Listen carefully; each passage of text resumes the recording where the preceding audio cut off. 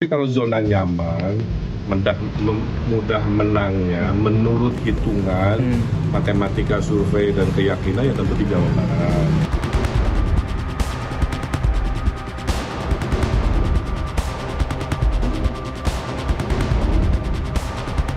Kang Emil kita ucapkan Wilujeng Sumping di Jakarta. Selamat datang ya di Jakarta ya, yang pemilihnya berbeda dengan di Jawa Barat.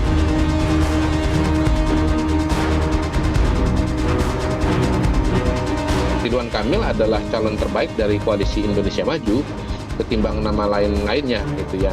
Soal Yusuf Hamka misalnya sempat mencuat, menurut saya itu kan lebih kepada upaya Golkar di awal untuk iming-iming agar Ridwan Kamil tidak dipaksa ditarik ke Jakarta.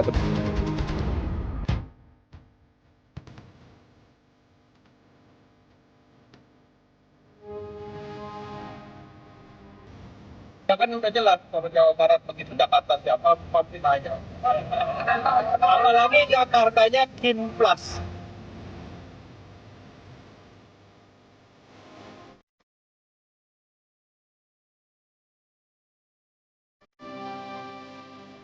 Kalau Kim Pes itu bisa hanya bikin satu calon pun, mereka tidak akan pernah berani, ini ucapan saya nih, bukan saya nantang orang ya, tidak akan pernah berani melakukan satu lawan kota kosong. Kalau dia berani, saya jamin Jakarta bisa bikin dia kalah dengan kosong.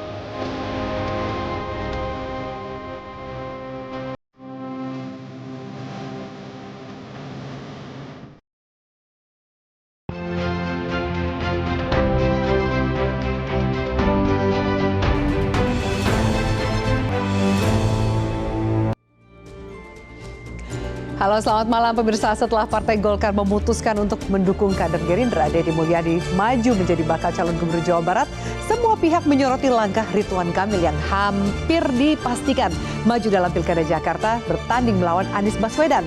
Seperti apa peluang Ridwan Kamil maju menjadi Jakarta 1? Akankah koalisi Kim Plus mampu mendongkrak elektabilitas RK atau ada skenario melawan kota kosong yang semakin santer terdengar? Bersama saya Afiani Malik, inilah Panggung Demokrasi malam ini, RK on the way Jakarta.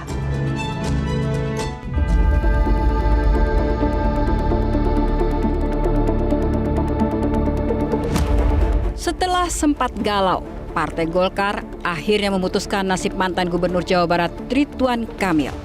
Ketua Umum Partai Golkar Erlangga Hartarto memastikan koalisi Indonesia Maju sepakat mengusung Ridwan Kamil di Pilkada Jakarta. Ya kan udah jelas kalau Jawa Barat begitu Jakarta siapa masih nanya. Apalagi Jakartanya Kim Plus. Pengamat politik Muhammad Kodari menilai langkah dari Partai Golkar akhirnya mengusung Ridwan Kamil di Jakarta sebagai bentuk loyalitas Golkar kepada Prabowo. Dalam kerangka menunjukkan loyalitas Partai Golkar kepada Prabowo Subianto sebagai presiden terpilih yang akan datang, dan dalam kerangka memperkuat posisi Golkar dalam kabinet yang akan datang, maka kemudian Golkar mengalah kepada Partai Gerindra. Belakangan santer wacana koalisi Indonesia Maju Plus atau Kim Plus di Jakarta. Ketua Harian Partai Gerindra Sufmi Dasko menyatakan akan ada partai yang bergabung sekaligus mendukung Ridwan Kamil di Jakarta. Sama, nanti sehari 2 hari baru kita sampaikan plusnya siapa aja. Sehari 2 hari ini dalam rangka bukan, kita melakukan sinkronisasi dengan partai Kim dan plusnya. Plusnya lebih dari 1. Pengamat politik Ray Rangkuti menilai Kim Plus di Pilkada Jakarta merupakan syarat wajib untuk memenangkan Ridwan Kamil di Jakarta. Menurut Ray, Kim Plus dapat memperkuat basis perolehan suara Ridwan Kamil. Solidnya itu kalau ada plusnya, kalau nggak ada plusnya mereka akan kacir sendiri. Gitu. Artinya soliditas ini tergantung kepada apakah PKB, PKS, Nasdem mau terlibat di dalam Kim Plus itu. Kalau 3 partai ini nggak mau terlibat, ya akan kocar-kacir sendiri, nggak akan terjadi apa yang disebut dengan Kim Plus itu. Dan dengan sendirinya untuk mengusung RK maju ke Jakarta itu juga mungkin akan gagal. Jadi ya tergantung 3 partai ini sekarang, apakah partai yang ada ini mau gabung apa enggak. Khususnya loh ya PKS ya. Dengan adanya koalisi besar dalam Kim Plus, peluang Ridwan Kamil untuk menjadi calon tunggal melawan kotak kosong dinilai sebagian pihak sangat memungkinkan. Sekjen PDIP Perjuangan Hasto Kristianto menyatakan PDIP tidak akan membiarkan Pilkada Jakarta hanya diisi oleh calon tunggal melawan kotak kosong. Kesemrawutan Jakarta juga mencerminkan bagaimana semrawutnya persoalan-persoalan di bidang hukum misalnya. Maka Jakarta harus menyajikan suatu kontestasi kepemimpinan yang baik. PD Perjuangan terus membangun komunikasi politik dengan partai-partai sehingga nantinya di Jakarta tidak akan ada kotak kosong. Akankah langkah Ridwan Kamil menuju Jakarta 1 berjalan mulus? Siapa sosok yang ditunjuk menjadi wakilnya? Tim Liputan Metro TV. Dan bersama untuk mengulasnya sudah hadir di studio Metro TV Ketua DPD Partai Gerindra Jakarta Ahmad Riza Patria. Bang Riza, selamat malam. Malam, Bang. Terima kasih sudah hadir. Kemudian juru bicara PDIP juga hadir, Aryo Seno Bagaskoro. Mas Aryo, selamat malam. Terima kasih sudah hadir. Lalu kemudian kami hadirkan juru bicara PKS Pipin Sopian. Kang Pipin, selamat malam. Terima kasih sudah hadir. Assalamualaikum. Waalaikumsalam. Dan kemudian juga ada pengamat politik sekaligus juga peneliti Badan Riset dan Inovasi Nasional, Mbak Siti Zuhro. Mbak Wiwi, selamat malam. Terima kasih sudah hadir. Satu lagi narasumber kita bergabung dari sambungan Zoom, Wakil Ketua Umum Partai Golkar, ada Ahmad Doli Kurnia. Halo Bang Doli, selamat malam. Terima kasih sudah bergabung. Assalamualaikum warahmatullahi wabarakatuh. Waalaikumsalam, terima kasih sudah hadir. Pertama, kita akan bahas soal benarkah RK akan on the way ke Jakarta. Kita tanya dulu dari Gerindra nih ya. Bang Riza Patria, tolong diceritain kira-kira kenapa ini, apa lobby yang dilakukan oleh Gerindra sampai akhirnya Golkar nih ngalah untuk melepas RK ke Jakarta, bahkan mungkin melepas tanda kutip ya kemenangan mudah RK di Jawa Barat gitu. Yang pertama memang Partai Gerindra di Kim itu melihat bahwa salah satu tokoh yang kami yakini punya peluang untuk menang di Jakarta dengan berbagai prestasinya, selain pengalamannya sebagai wali kota Bandung dan gubernur Jawa Barat adalah Kang RK gitu ya. Dan kami menghormati Kang RK sebagai kader Golkar yang juga sudah diberi surat tugas oleh Partai Golkar untuk dicalonkan di Jawa Barat dan di Jakarta. Sekalipun memang peluang Kang RK di Jawa Barat tentu lebih besar dari Jakarta. Yeah. Namun kami meyakini sekalipun Kang RK ini dibawa ke Jakarta, kami yakin Kang RK bisa menang di Jakarta. Atas dasar itulah kami dari Partai Gerindra sejak awal memberanikan ya, menyampaikan kepada Golkar, kepada teman-teman, kepada publik bahwa ini loh Gerindra mengusung Kang RK yang kebetulan adalah kader Partai Golkar. Kita biasa di antara kami di internal Kim itu saling mengusung, saling mengusulkan, sekalipun bukan kader sendiri, sekalipun setiap partai tentu selalu ingin kader terbaiknya hadir dalam berbagai kontestasi pilkada. Tapi kami juga biasa mengusung kader partai yang ada di Kim. Jadi itu sekira biasa saja, tidak ada yang luar biasa. Saya kira pada akhirnya semua partai kan melihat apakah yang diusulkan oleh Partai Gerindra kebetulan ya, atau partai lain juga di daerah lain memang bisa direspon positif, bahkan ditanggapi, bahkan disetujui. Itu melalui proses yang tidak sedikit, saya kira perlu proses. Bang Riza, tapi kan ini kan kader Golkar nih ya kan, bukan hanya melepas Kang Emil maju ke Jakarta, tapi juga Golkar akhirnya mendukung kadernya Gerindra loh, Deddy Mulyadi untuk maju gitu. Tapi pasti ada sebuah kesepakatan nggak sih? Oke, tujuannya memang menang, tapi kok bisa meyakinkan? Karena Golkar sempat mengajukan ada balun gitu misalnya untuk maju di Jakarta. Itu gimana? Kan Golkar kan melihat beberapa calonnya banyak di Jakarta. Sebelumnya juga ada Zaki Iskandar, ketua DPD sahabat saya. Kemudian belakangan ada juga Erin Aksa. Terakhir ada Babalun. Ya itu kan menunjukkan bahwa Golkar punya kader banyak yang dirasa punya kemampuan, termasuk Kang RK. Semua partai juga begitu. Kami di Gerindra juga awalnya mengusul 4 nama. Di PAN juga demikian, Demokrat. Semua partai-partai biasa, tidak hanya di Jakarta tapi di seluruh daerah. Setiap partai biasanya merekomendasikan, mengusulkan beberapa nama yang dirasa memiliki kemampuan. Namun pada akhirnya kan harus satu pasang calon. Akhirnya semua harus mengalah, tidak bisa. Tapi yang ini yang ngalah siapa? Banyakan Golkar kayaknya yang ngalah. Enggak, kalau kita mau jujur di seluruh Indonesia ya harus diakui Partai Golkar lebih banyak rasanya. Mengalah. Maju dalam lebih banyak maju dalam pilkada kalau lihat data ya. Kalau lihat data di pilkada 2024 ini rasanya Golkar ya, kita ikut senang lah. Partai Golkar luar biasa lompatannya kemarin perolehan pileg, kemudian di pilkada banyak kadernya yang tampil. Ya kita realistis saja. Sekalipun kami di Gerindra dan semua partai ingin kader-kader terbaiknya ikut maju, tapi memang harus diakui Golkar lebih banyak. Jadi ada hitungan realistisnya gitu ya. Saya sebelum melanjutkan pertanyaan ke Bang Doli, kita simak juga statement dari Kodari berikut ini. Nah, maka kita ibaratnya menyaksikan kolam ikan hiu ya, karena yang bertarung di sana adalah nama-nama besar, orang-orang yang pernah menjabat, kemudian punya elektabilitas tinggi dan punya pengalaman yang sudah cukup panjang. Ridwan Kamil adalah calon terbaik dari koalisi Indonesia Maju ketimbang nama lain-lainnya gitu ya. Soal Yusuf Hamka misalnya sempat mencuat, menurut saya itu kan lebih kepada upaya Golkar di awal untuk iming-iming agar Ridwan Kamil tidak dipaksa. Oke, baik. Disebut juga nama Yusuf Hamka yang sempat ditawarkan oleh Golkar. Jadi Bang Doli, posisinya Yusuf Hamka ini akan bersama RK atau bagaimana? Atau kemudian pilihan itu menjadi hilang gitu? Itu tahap berikutnya gitu ya. Begini, bahwa kita kan dalam menghadapi pilkada ini, kalau bicara tentang satu paket itu kan ada tahapan-tahapannya. Pertama, saya kira yang paling utama adalah ketika kita harus menetapkan siapa calon kepala daerah yang akan kita usung. Nah, sampai hari ini, walaupun memang ini secara logika saja ya, bahwa ketika Golkar kemudian mengannounce kita mendukung mencalonkan saudara Deddy Mulyadi di Jawa Barat, maka kan secara otomatis satu tiket yang dimiliki oleh Ridwan Kamil yang tadinya 2 ya di Jawa Barat dan Jakarta, kan tinggal yang valid cuma tinggal 1 di Jakarta. Nah, tetapi sampai sekarang kita memang belum mengumumkan secara resmi seperti kita mengumumkannya di Jawa Barat kemarin ya. Kenapa?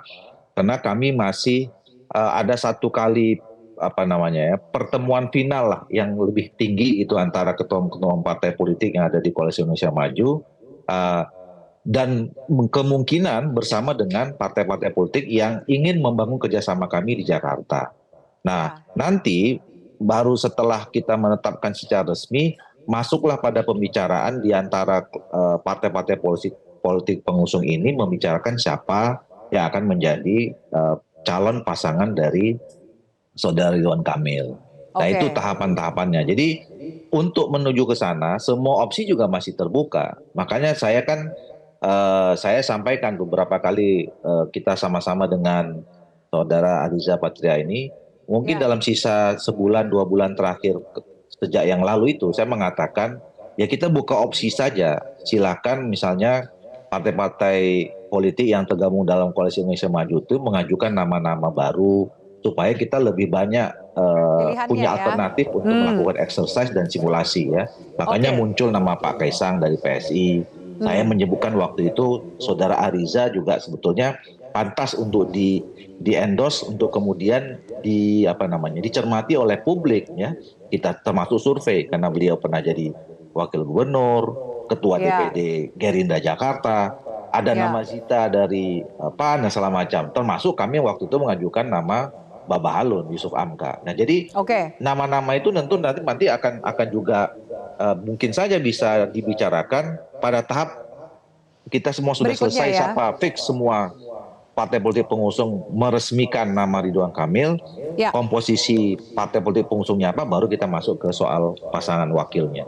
Baik, kita kemudian kemungkinan besar akan bertemu dengan Anies Baswedan dari PKS nih yang sudah bahkan satu paketan gitu ya, udah bahkan ada tagline-nya aman gitu sama Anies Sohibul Iman. Ini bagaimana melihat makin terang siapa yang akan melawan Anies nanti di Jakarta, Kang Pipin?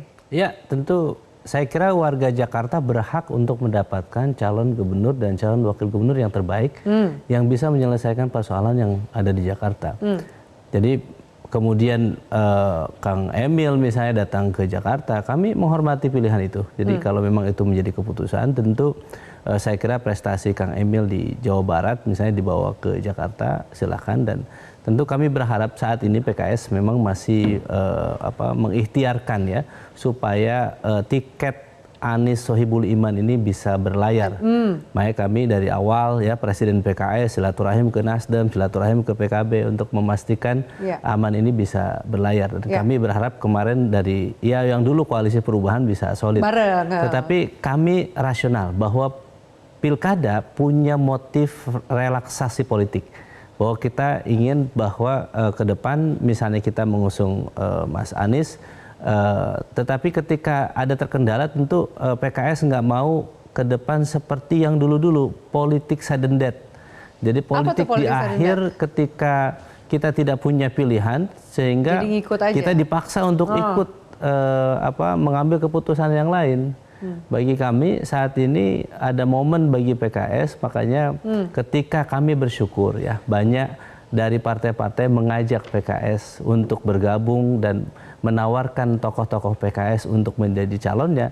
Ketika misalnya nanti akhirnya misalnya kita sudah memberikan tenggang waktu ya, ketika kami berikhtiar untuk mencarikan kursi kepada Mas Anies, kemudian kami lihat apakah tenggang waktunya masih memungkinkan atau tidak, kita berikan deadline. Kalau misalnya dari tenggang waktu tidak memungkinkan, maka kami harus punya opsi yang lain. Nah ini opsi-opsi yang lain ini yang tentu opsi akan lain kita ini partai bicarakan. politiknya atau kandidatnya? Saya kira bisa dua-duanya, kita akan lihat ke depan. Jadi kalau misalnya kan tidak bisa harga mati begitu ya untuk harusnya A, si, B dan sebagainya. Bagi kami siapa tokoh terbaik yang bisa berlayar dan berpotensi menang ke depan. Dan tentu kami berharap karena sebagai pemenang pemilu kita berharap bahwa memang ada kader PKS yang menjadi calon gubernur atau calon wakil gubernurnya.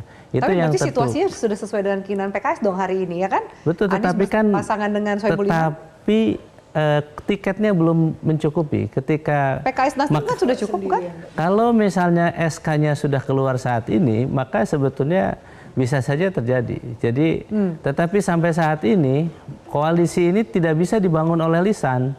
Jadi memang harus secara tertulis dan sebetulnya SK-SK surat keputusan calon kepala daerah ini sudah dikeluarkan oleh berbagai partai politik.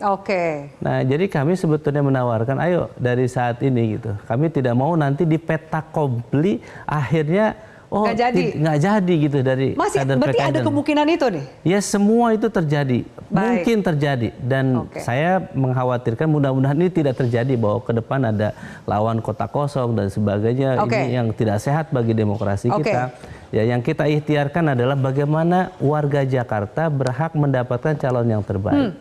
Itu sebetulnya konsep dari PKS itu. Dan tentu kami bersyukur komunikasi saat ini dengan cair karena silaturahim kebangsaan yang selalu dikedepankan oleh Presiden PKS ini ditanggapi secara positif oleh baik Gerindra, Golkar, Nasdem, PKB dan sebagainya. Tinggal komitmen pada tataran apakah memang SK itu akan dikeluarkan administratifnya lah sebagai pengikat gitu ya. Karena bagaimanapun itu menjadi dasar kita bisa maju atau tidak di pilkada nanti. PDIP sendiri gimana nih Mas Seno? Ya kan, kalau kita lihat survei ada nama Ahok yang berada di peringkat kedua. Tapi dengar-dengar nih ngobrol-ngobrol juga dengan teman PDIP, sepertinya akan membulat suaranya PDIP mendukung Anies Baswedan. Gimana Mas Seno? Jadi kalau bicara tentang pemilu, prinsipnya satu Mbak, kita ini merasa yakin bahwa pemilu itu adalah satu-satunya sarana terbaik untuk merayakan kedaulatan rakyat. Artinya opsi-opsi yang banyak itu malah menunjukkan ada kedewasaan demokrasi di satu wilayah. Malah menjadi kontraproduktif pada demokrasi substansial kalau kemudian hanya memunculkan satu pasangan calon, satu nama saja. Oleh karena itu di Jakarta, di provinsi sekelas Jakarta, saya rasa akan menjadi sangat lebih menarik kalau itu ada kontestasi yang terjadi. Kita menghargai apapun langkah partai politik lain. Tetapi kan masa-masa saat ini hingga ke nanti penetapan di KPU pendaftaran, itu kan masa CLBK, masa PDKT, masa pendekatan semuanya bisa terjadi. Jadi apapun yang sekarang kita bicarakan sebelum nanti menjadi rekomendasi resmi yang dibawa ke KPU, tentu ini janur kuningnya belum melengkung, apalagi janur merahnya. Nah, sebagai partai politik yang berasas kaderisasi, kita punya list nama-nama kader yang cukup baik di Jakarta. Artinya secara elektoral ini nempel terus nih. Ada nama Pak Ahok yang muncul. Padahal Pak Ahok ini juga kalau bicara sebagai kader, ini sebagai politisi, beliau ini vakum ngomong politik cukup lama loh, karena bertugas sebagai komisaris di Pertamina.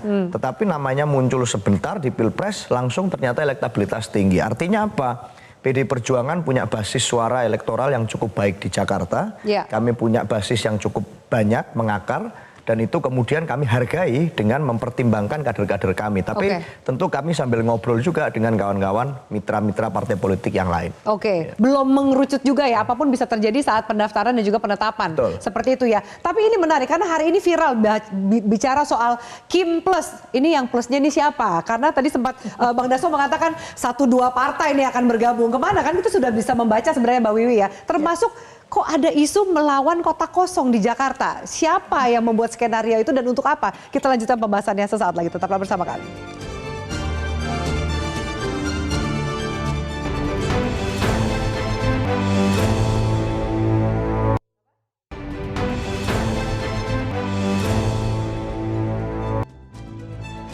Oke, baik, kami lanjutkan pemirsa. Mbak Wiwi, saya minta tanggapan Mbak Wiwi sebelum kemudian kita bahas soal isu terbaru ya. Kim Plus, kota kosong. Banyak yang masih bertanya, ini sebenarnya ada apa? Golkar dianggap mengalah nggak sih untuk mengikuti maunya Gerindra gitu? Untuk akhirnya membawa Ridwan Kamil maju ke Jakarta. Tentu ada diskusi, tentu ada lobby. Bagaimana Mbak Wiwi membacanya ini? Iya, memang kita merasakan ada beda banget gitu ya. Kalau 2017 Pilkada Jakarta itu bisa sampai mencalonkan 3 pasangan gitu ya. Ada 3 pasangan calon sehingga berkompetisinya asik gitu ya, meskipun ada bumbu-bumbu yang kurang asik gitu ya. Tapi oke gitu, 3 pasangan calon. Saat ini seolah-olah yang terjadi adalah satu formula gitu, bahwa daerah-daerah yang sangat strategis dan sudah diperhitungkan harus ada di mana koalisi Indonesia Maju itu, bahkan plus tadi itu harus menang di daerah-daerah strategis. Kita khawatir sekali kalau itu diterapkan di Jakarta. Karena apa? Karena koalisi Indonesia Maju plus bukan berarti seharusnya gitu ya meniadakan gitu ya kemungkinan adanya kompetisi atau peluang calon lain. Tidak boleh seperti itu. Demokrasi itu memberikan peluang yang sama kepada warga negara yang memiliki kualitas atau kualifikasi yang memenuhi persyaratan. Jangan yang tidak memenuhi persyaratan dipaksakan memenuhi, sementara yang sudah memenuhi malah dipaksa mundur untuk nggak bisa maju gitu ya. Itu tidak boleh. Jadi nanti masyarakat akan memberikan penilaian yang sangat negatif kepada partai-partai. Tapi kalau argumentasinya sah-sah saja dalam politik, kok partai politiknya juga mau gitu kan, juga ada lobby, ada barter gitu. Misalnya contohnya pilkadanya langsung, katanya dari rakyat, oleh rakyat, untuk rakyat. Kalau begini caranya, artinya elit mendiktekan kepada rakyat. Jadi tidak ada maknanya sama sekali pemilu langsung tadi itu.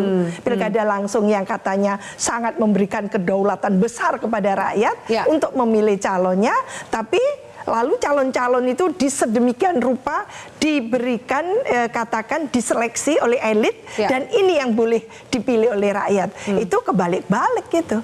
Kalau gitu sudah selesai aja, tidak perlu ada pilkada langsung gitu ya. Apalagi dipaksakan gitu ya, bahwa dengan koalisi besar tadi itu memang harus menang. Tapi rasanya menurut Mbak Wiwi koalisi besar ini akan terjadi nggak untuk menjegal salah satu kandidat?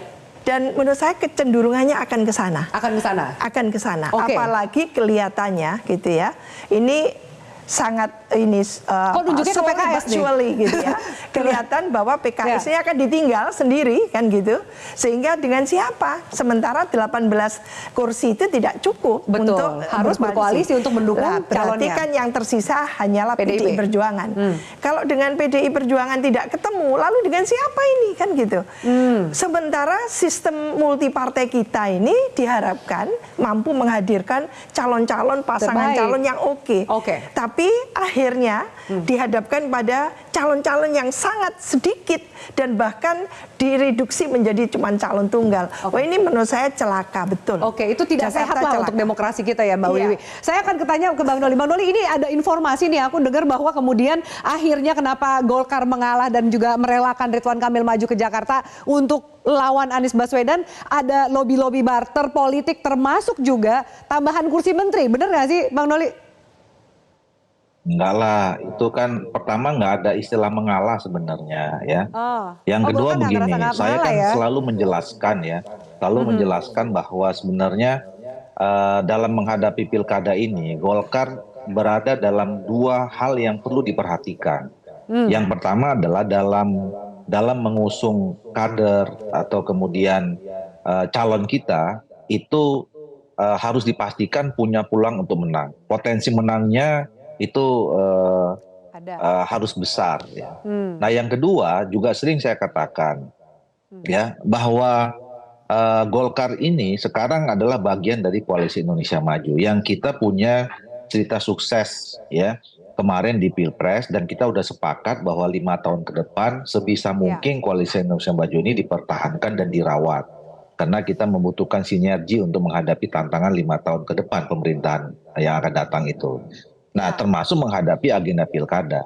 Nah, jadi sebenarnya dua pertimbangan itu. Nah, seminggu terakhir ini ya kita semakin intensif. Jadi dalam 3 minggu kita ketemu di semua tingkatan, mulai dari DPD Partai Golkar Provinsi Jawa Barat dengan Gerindra di Jawa Barat, Jakarta juga dengan demikian, di level DPP juga seperti itu. Sampailah 3 hari terakhir ini sudah ada komunikasi walaupun via telepon antara ketua-ketua partai politik itu.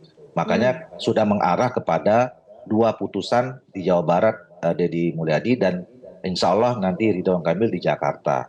Nah, jadi sebenarnya kita sudah menemukan ya formulasi baru bersama yang tadinya kalau kalkulasi masing-masing. Ini kita sudah punya kalkulasi bersama, kemudian formulasi baru yang kita menganggap bahwa insya Allah 2 tadi hal yang terpenuhi ya, soliditas, sinergitas antara Koalisi Indonesia Maju tetap dijaga dan potensi menang di 2 daerah ini itu juga besar.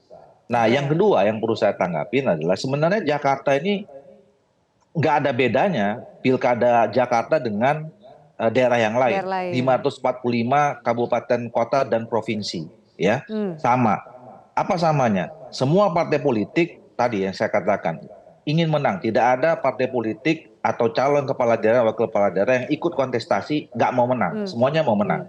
Nah, untuk menang itu tentu kan kuncinya adalah meraih dukungan sebesar-besarnya. Ya.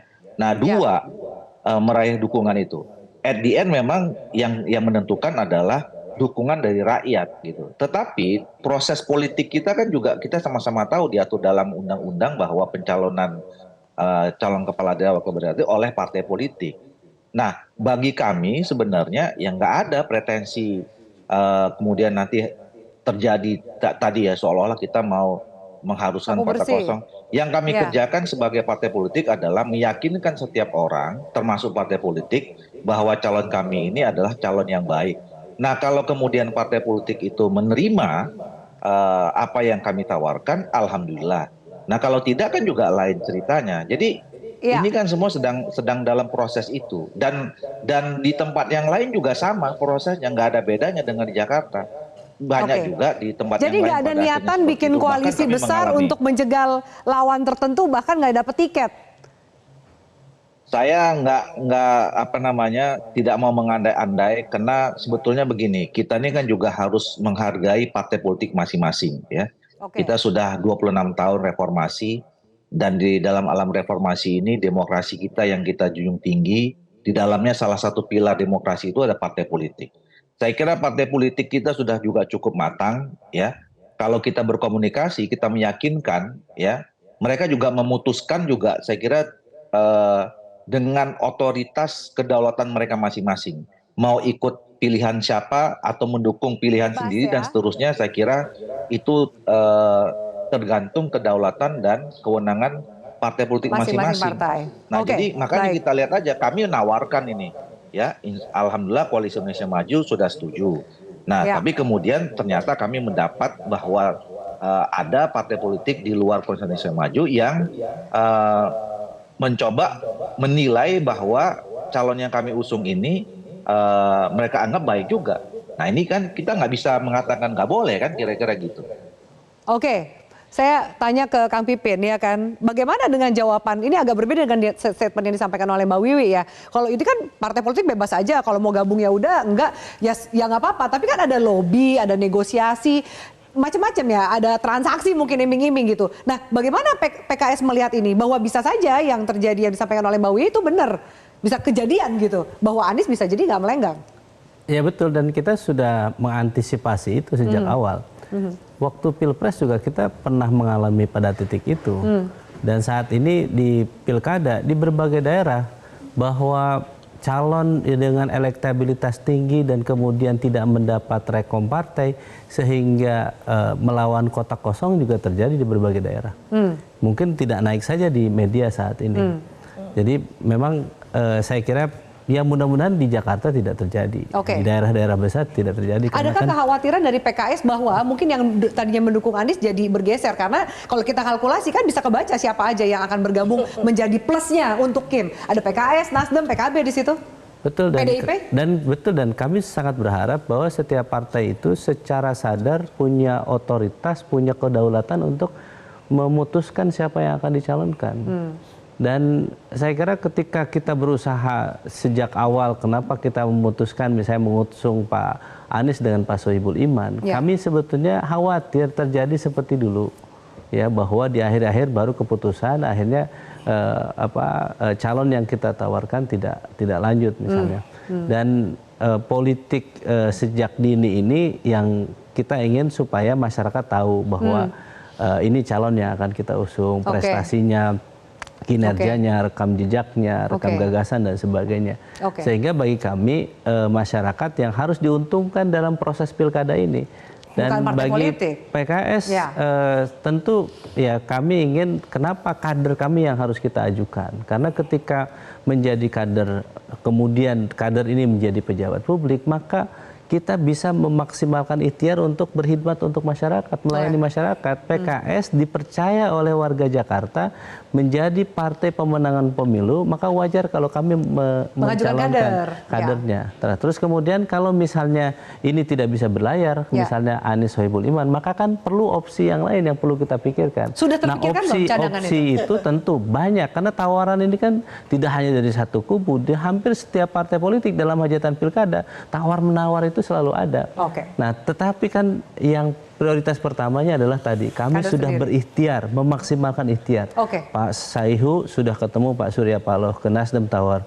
Pak Saihu datang ke Harla PKB untuk menawarkan, ayo Gus Imin kita ajak gabung untuk memilih aman ke depan. Dan kemudian sampai saat ini belum ada, dan kemudian Pak Anies kita juga sampaikan, Pak Anies ini luar biasa, tokoh calon gubernur yang secara khusus di-endorse oleh Presiden PKS supaya mendapatkan pasangan koalisi begitu. Yang lain tuh tidak seperti itu sebetulnya yang agak membedakan. Ya akhirnya kami sampaikan kalau sampai tenggat waktu tertentu misalnya tidak bisa dapat pasangan, kami sampaikan, maka kami mohon maaf karena kebijakan partai ini kami mendapatkan masukan dari bawah, dari kader kami di Jakarta, struktur PKS, bahwa kami menghendaki bahwa kader PKS harus terus menjadi calon gubernur atau calon wakil gubernur. Kemudian ada penolakan dari kader PKS ketika mencoba mengajak PDIP untuk bergabung mendukung Anies? Kita dengar jawabannya usai jeda, tetaplah bersama kami.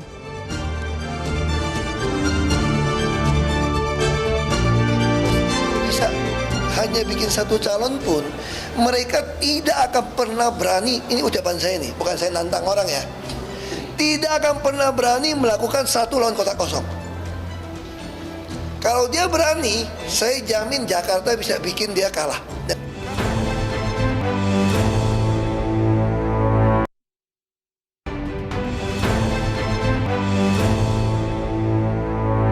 Makanya bisa aja, saya berani jamin kalau Kim Plus itu bisa hanya bikin satu calon pun, mereka tidak akan pernah berani, ini ucapan saya nih, bukan saya nantang orang ya, tidak akan pernah berani melakukan satu lawan kotak kosong.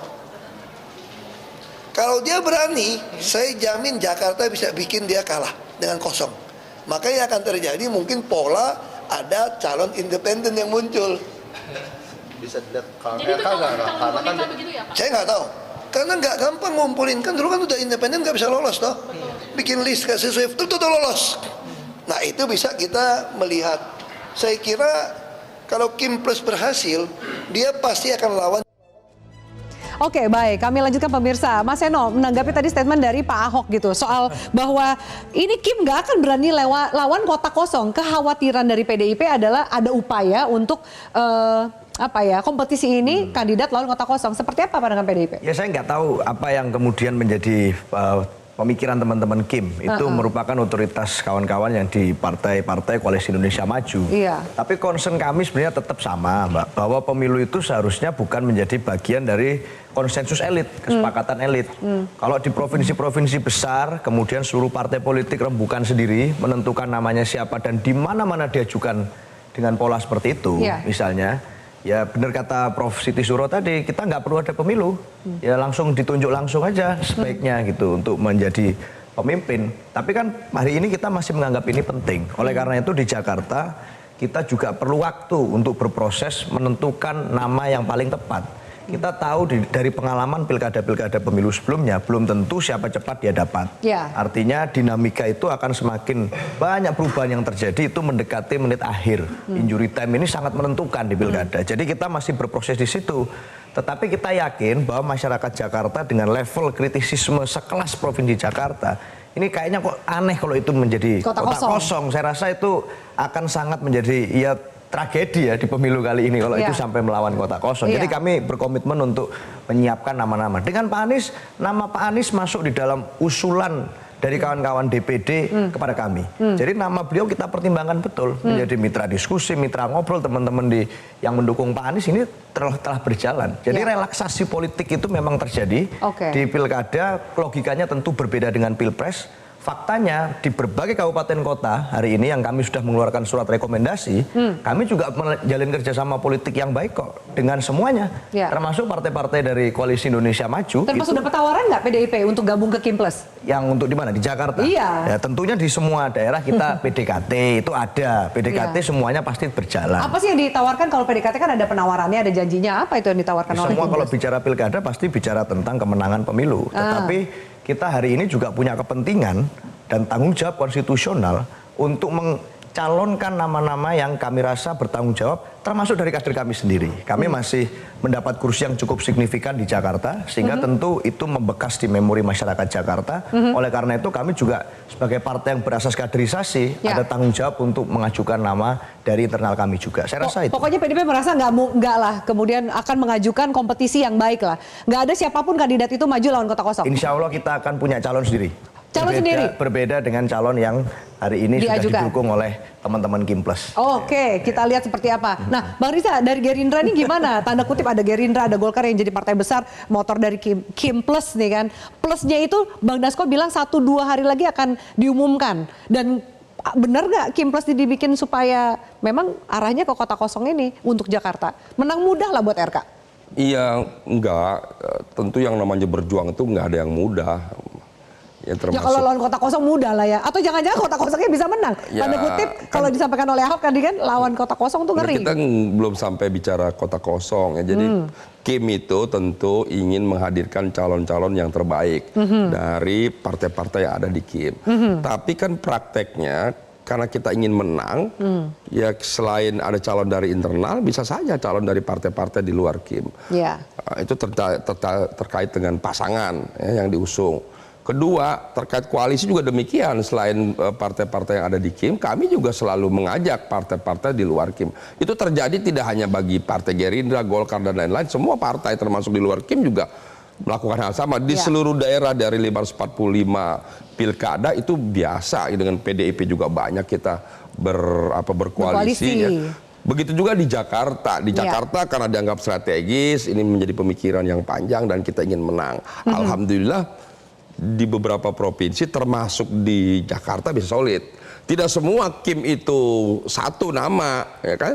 Di beberapa daerah di dapil saya saja. Di Banten belum di Banten putus nih. Dengan Golkar, Gerindra justru berkompetisi. Itu sehat saja, nggak usah jadi masalah kan. Jadi nggak pernah juga kita maksakan harus Kim. Kebetulan di beberapa daerah termasuk Jakarta kita kompak dan solid satu nama. Tapi kenapa Kimnya mesti plus, Bang? Apa nggak pede kalau Kim doang gitu tanpa plus gitu bisa melenggang dengan mudah di Jakarta? Tadi kan Bang Doli kan sudah menjelaskan, Bung Doli, bahwa biasa kami itu bukan cuma di DKI tapi di semua partai juga mengajak partai lain ya. Masalahnya kan tinggal kembali ke partai tersebut, merasa nyaman nggak, oke nggak dengan tawaran kami. Ya. Partai lain punya hak, punya konstitusi internal, punya kedaulatan masing-masing.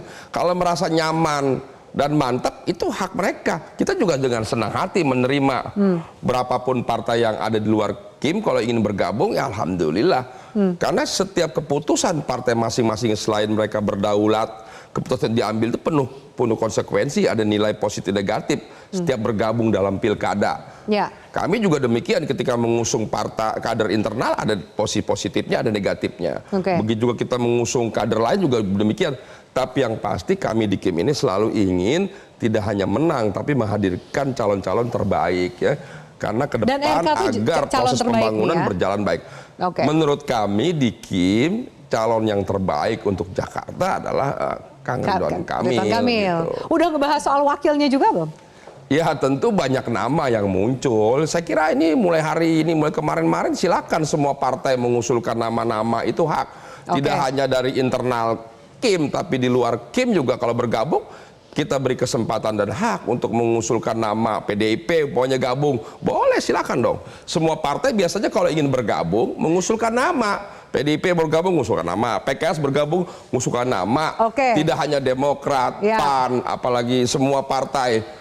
Boleh PSI, bahkan yang non parlemen juga boleh. Ini hak. Bahkan di luar partai juga boleh kalau masyarakat mengusulkan nama siapapun sebagai wakil Kang Emil, itu hak. Jadi saya kira itulah demokrasi kita. Jadi semua partai sekalipun dia berdaulat punya hak, ya kita juga beri kesempatan pada masyarakat untuk menyampaikan. 1-2 hari lagi akan diumumkan, sebenarnya berarti udah mengerucut kan? Namanya tinggal diumumkan lagi atau masih ada yang kurang dengan 1-2 partai akan jadi plusnya Kim?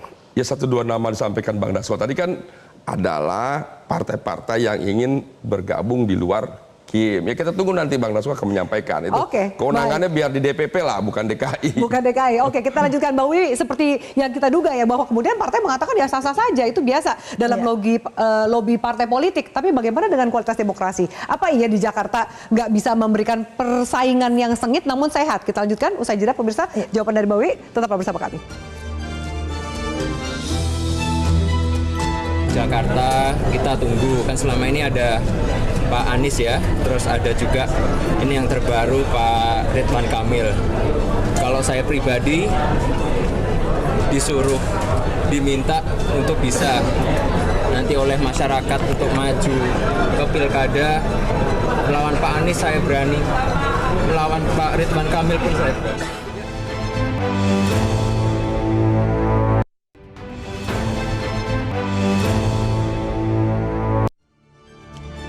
Ya pemirsa, sebelum kami lanjutkan, kami hadirkan hasil dari polling netizen dari aplikasi X dan juga Instagram. Menurut Anda apakah Ridwan Kamil akan menjadi calon gubernur Jakarta 2024? Baik, netizen dari aplikasi X mengatakan tidak, itu 72%, sementara netizen di Instagram mengatakan ya, 69%. Jadi belum ada mungkin pandangan yang bulat nih rekan-rekan netizen ini untuk melihat apakah Ridwan Kamil akan maju ke Jakarta. Lalu kemudian pertanyaan berikutnya, menurut Anda jika Ridwan Kamil menjadi Cagup Jakarta 2024, apakah akan mendapat dukungan besar dari berbagai parpol? Ya, kebalikan yang mengatakannya kebanyakan 79% adalah netizen di Instagram dan 67% mengatakan tidak adalah netizen di aplikasi X. Oke. Baik. Nah, ini justru satu suaranya adalah ketika sebaiknya Ridwan Kamil jadi Cagup Jawa Barat aja. Kompak netizen dari X dan juga Instagram menjawab Jawa Barat. Angkanya pun cukup tinggi, sekitar 69-70%. Mereka kompak menjawab Ridwan Kamil sebaiknya di Jawa Barat saja. Oke. Baik, kami akan lanjutkan diskusi ini. Mbak Wi, bagaimana Anda melihat? Ada juga beberapa spekulasi bahwa RK ini dimajukan untuk mendampingi atau berdampingan berpasangan dengan Kaisang yang masih belum menentukan akan maju di Pilgub Jakarta atau Jawa Tengah. Iya, Kim akan meyakini dengan koalisi besar sebetulnya. Cuman istilah aja plus-plus gitu ya. Tapi besar. Besar itu untuk meyakinkan bahwa pasti menang. Padahal kan calon dulu. Dalam studi empirik menunjukkan pilkada itu yang bisa menentukan menang tidaknya bukan partai besar atau partai kecil, tapi sosok calon tadi itu. Saya juga agak merasa aneh gitu. Biasanya kalau partai-partai itu percaya pada hasil survei, dan hasil survei yang tinggi itu maka dikejar-kejar calon itu. Kali ini Anies tinggi tapi nggak dikejar-kejar. Tapi kenapa itu Mbak Wiwi? Ada apa? Malah mau kalau mungkin tidak ikut kan gitu. Kompetisi itu menurut saya karena ini sistemnya demokrasi, berikan peluang dulu. Maka partai-partai tadi itu yang sudah diberikan payung hukum kuat ya oleh konstitusi tadi punya tanggung jawab moral. Bagaimana supaya kompetisi kontestasi itu jalan oke. Toh belum tentu Anies menang, kasih aja kesempatan gitu loh. Kenapa dijegal jadi gitu? Calon lain juga gitu ya. Dari PDI Perjuangan nanti mudah-mudahan selain Pak Ahok masih banyak kan gitu ya. Calonnya silakan keluarkan. Katanya akan mengajukan kader sendiri, kita tunggu nih namanya ya kan, siapa yang akan kira-kira maju dari PDIP gitu. Jadi jangan diborong lah. Kalau diborong itu nanti akan menjadi presiden buruk. Meskipun parpolnya mau loh. Kalau Bang Doli dan Bang Riza tadi kita mengatakan kan nggak tahu yang di depan panggung, di belakang panggung itu mengapa mereka jadi mau. Padahal sudah ada deklarasi gitu ya. Sejak awal PKB Anies, Nasdem Anies gitu kan, lalu diikuti PKS Anies gitu. Tapi kok gini gitu kelihatannya masuk angin gitu kan. Nah, ini yang arahnya itu menurut saya tidak memberikan satu pembelajaran kepada masyarakat luas, komitmen konsistensi dari partai. Kita tahu mungkin ada kerumitan tersendiri, tapi berikanlah gitu ya pembelajaran itu yang positif gitu, supaya kita itu mau take off 2045 itu betul-betul take off, bukan lalu kita mundur, kita setback. Kalau seperti ini setback, apalagi ini Jakarta, diberikan satu contoh yang tidak positif gitu ya dalam kualitas demokrasi kita nanti.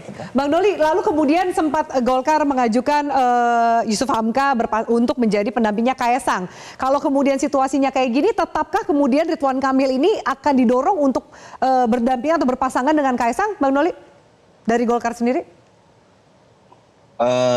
Kita belum bisa memastikan ya, apalagi menyebutkan satu nama gitu nanti untuk yang menjadi calon wakil gubernur yang mendampingi Ridwan Kamil. Seperti yang saya katakan tadi, itu sangat tergantung dari proses kesepakatan yang diambil oleh partai koalisi pengusung nanti yang sekarang dalam proses komunikasi gitu. Nah, jadi saya belum bisa menyebutkan memastikan nama. Siapa. Tapi kan tadi kan saya katakan ya, nama-nama yang sama ini beredar yang dari Koalisi Indonesia Maju ya, termasuk Pak Kaesang, saya kira nanti juga akan pasti menjadi bagian yang dibicarakan ya gitu. Nah, tapi begini, saya mau menjelaskan sedikit lagi soal tadi ya, fenomena kota kosong gitu atau jadi sebenarnya juga ini banyak terjadi. Saya pun mengalami ya. Ya misalnya dengan teman-teman PDIP ya, di Bali misalnya, di Jawa Tengah yang memang suara mereka cukup signifikan gitu ya. Mereka juga lobby kita kok untuk minta gak ada lawannya gitu. Dan buat kita biasa-biasa aja gitu. Fakta. Tapi kan kita diberi kebebasan juga mau ikut apa enggak gitu. Ya, mereka menawarkan kepada kita, boleh nggak kita sama-sama di sini mengusung cuma satu pasang calon.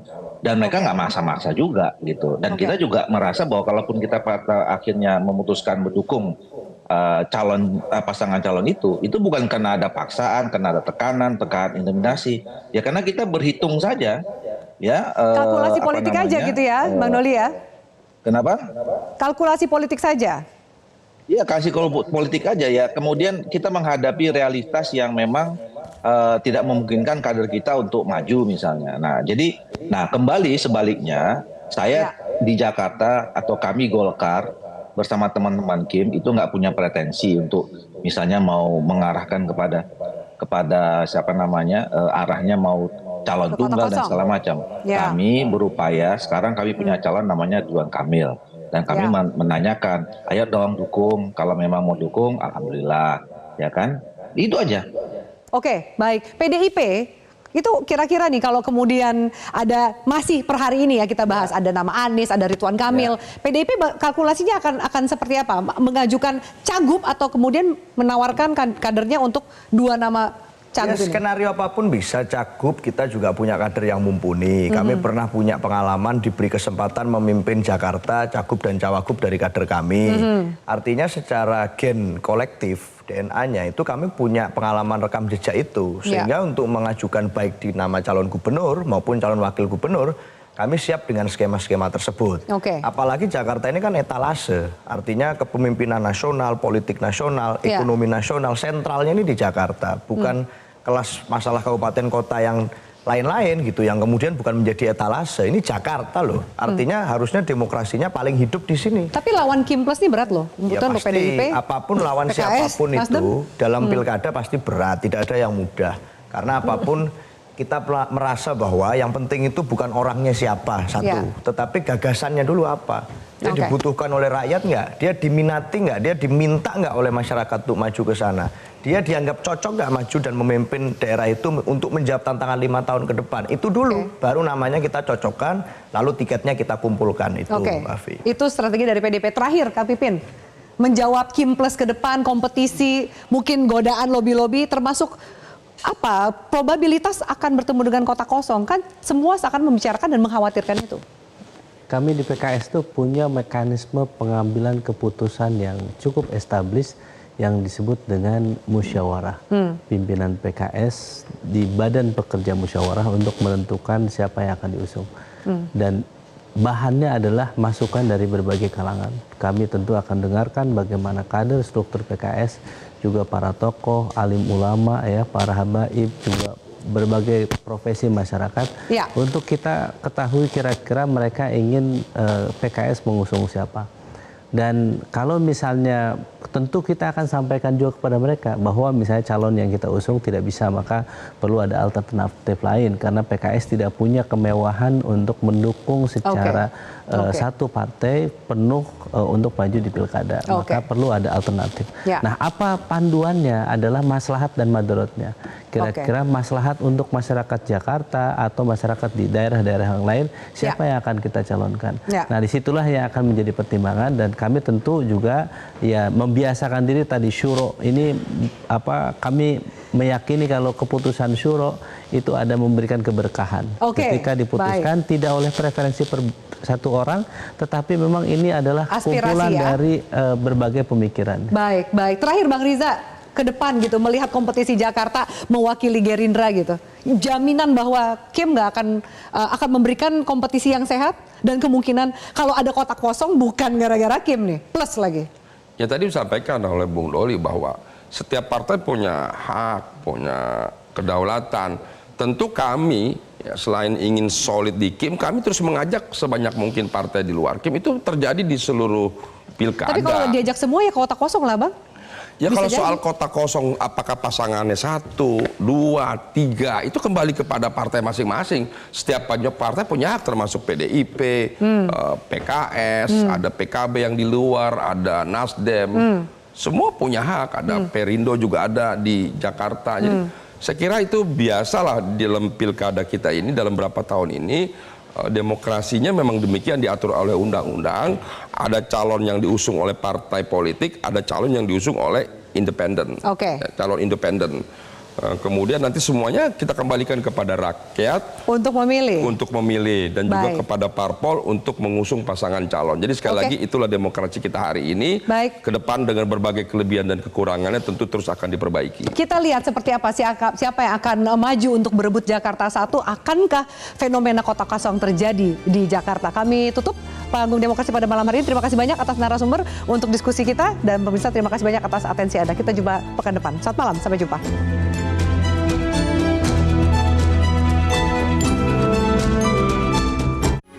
Metro TV.